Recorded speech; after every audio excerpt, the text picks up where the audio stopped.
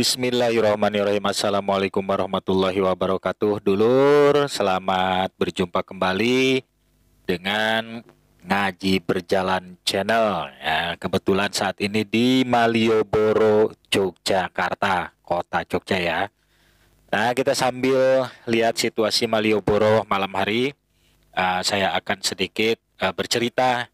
Ada 10 ciri orang yang akan masuk surga. Nah, dulur-dulur, mudah-mudahan ini bermanfaat ya. 10 ciri orang yang akan masuk surga. Satu, yaitu orang yang suka memberi makan kepada orang yang membutuhkan.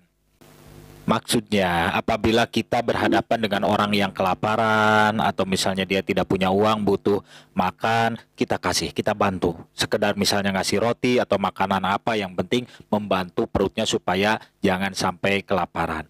Nah, kemudian yang kedua, yaitu orang yang menyambung silaturahmi dengan sesama muslim.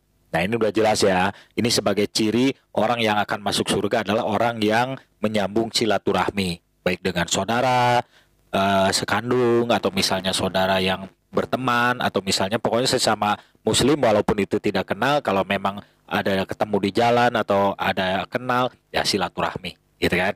Nah, kemudian yang ketiga yaitu orang yang mendirikan sholat malam. Yang mendirikan sholat malam ini maksudnya yang melaksanakan sholat malam bisa berbentuk sholat tahajud, sholat hajat, kemudian sholat sunat yang lainnya, yang intinya dilakukan pada malam hari sholat sunat. Nah, yang keempat, ciri orang yang akan masuk surga yaitu orang yang suka memudahkan urusan orang lain.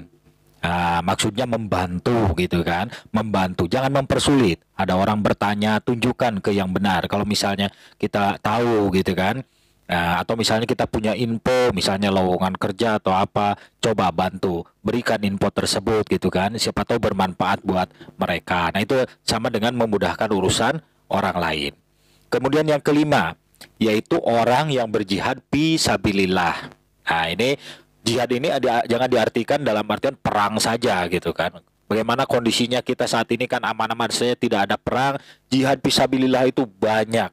Nah, ada masjid yang belum beres, bangun. Nah, itu kan keluarkan harta kita. Untuk apa? Membangun masjid, membangun rumah tahfidz Quran, atau misalnya untuk yang sifatnya sosial yang tinggi. Nah, rela mengorbankan apa yang ada dalam diri kita untuk membantu agama Allah, itu jihad fi sabilillah, gitu kan? Kemudian yang keenam, ciri orang yang akan masuk surga yaitu orang yang tidak mempunyai sifat sombong. Kenapa? Karena surga tidak suka sama orang yang sombong. Jadi intinya orang yang di dalam hatinya ada kerendahan, berjiwa besar untuk nerimo, legowo. Nah, itu. Jadi tidak sombong, baik harta, baik keilmuan dan lain-lain. Nah, itu insya Allah itu menjadi salah satu ciri yang akan masuk surga. Kemudian yang ketujuh, yaitu orang yang terbebas dari hutang duniawi. Nah, ini yang agak berat. Karena banyak masalahnya di titik ini nih, gitu kan. Orang tidak bisa masuk surga, kenapa? Dengan adanya hutang. Nah, karena terjegal. Walaupun dia itu syahid matinya, syahid, tapi tetap tidak akan masuk surga kalau dia masih punya hutang. Itu yang beratnya ya. Ya, mudah-mudahan kita semua terbebas dari hutang duniawi, begitu meninggal sudah dalam kondisi bebas dari hutang duniawi ya, kepada siapa saja.